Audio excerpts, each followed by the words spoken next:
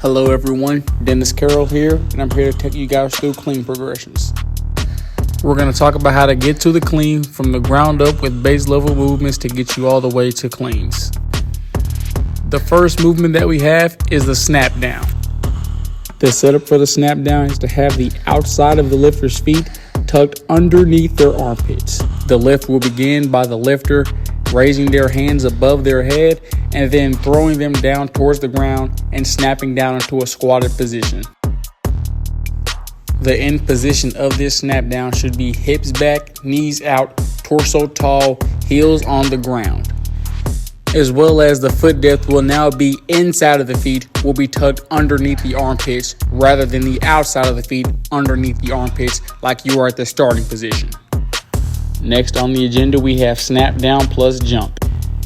During the snap down plus jump, you will have the same movements as snap downs, except now as soon as the heels touch the ground, you're going to explode and perform a vertical jump. The landing of the vertical jump should be in a squat. Hips pushed back, knees out, thigh board should be above parallel to the floor. Emphasis on still keeping the torso tall and engaged and not letting the back round out. The purpose of the snap downs and snap downs plus jumps is that it teaches the body how to absorb shock. During the catching phase of the clean, you will need to absorb the shock of the weight coming down. So the snap downs and snap downs plus jumps is a great way to teach and control the body to absorb weight that it can manage, that being your own body weight.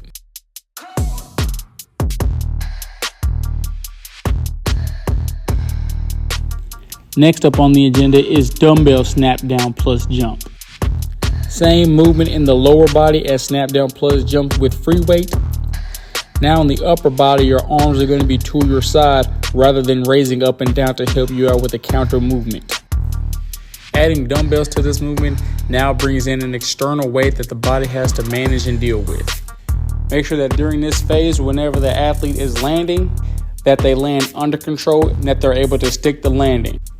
Once they are in a squat position, they should be able to hold that position for 2 to 3 seconds without moving. Again, other cues to look for is to make sure that the athlete's torso is up tall and that the back is not rounded out but rather flat and not hunched over. Next movement and lift in this progression will be the barbell jump shrug. Now athletes are going to transition from dumbbells to a barbell being placed in their hand. Movement will start with a counter movement hinge, bringing the bar from their hip crease down to right above their knee. From this position, athletes will perform a triple extension movement, triple extending at the ankles, knees, and hips. At the top of the triple extension, athletes are to pull their shoulders to their ears in a shrugging motion.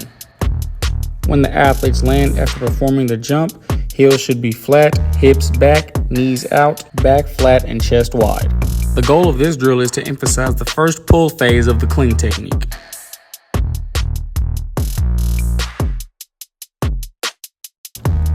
Up next in the progression is the clean high pull. The clean high pull is going to start out very similar to the jump shrug. Now, once the athlete is at the top of the triple extension and the shoulder blades are to the ears, they are going to upright roll the bar in a vertical path. Emphasis on trying to keep the bar as close to the body as possible. It is also important that the athletes pull the bar as high as they possibly can. I like to give the coaching cue to pull the bar to your chin. Next up, we have hang clean. To start the hang clean, the athlete will start with the bar slightly below the hip crease with straight arms. The first movement is a counter movement hip hinge, pushing the hips back, bringing the bar just above the knees.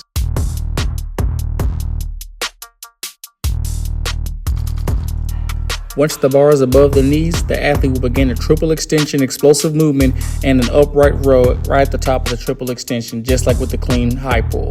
During the middle of the clean high pull, you will begin the catch phase. To start the catch phase, the athlete will utilize the pulling motion of the upright row to pull themselves underneath the bar while also sinking their hips. Tell athletes a huge emphasis of the catch phase is to shoot the elbows forward as fast as possible. This ensures that the weight does not sit on their wrists and helps prevent injury to wrists. Once the weight has been caught, sit at the bottom for a count and stand up straight with the bar still on your clavicles. Next up, we have cleans from the floor. The first thing that you want to tackle in a clean from the floor is how you address the bar. You will adjust the weight with your shins an inch from the barbell and the inside of your feet underneath your armpits.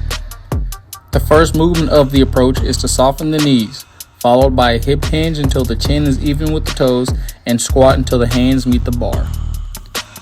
The first movement and clean from the floor is to deadlift the weight until the bar is right below the knees.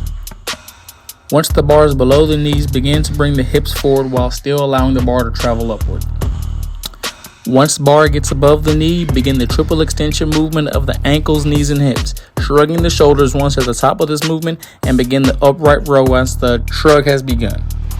Utilize the pulling motion of the upright row to allow yourself to pull yourself underneath the bar while also sinking your hips to drop down underneath the weight. To end the lift, catch the bar by snapping the wrists and elbows forward as you sink your hips and squat to catch the weight. Once weight has been caught, hold at the bottom for a count and then stand up.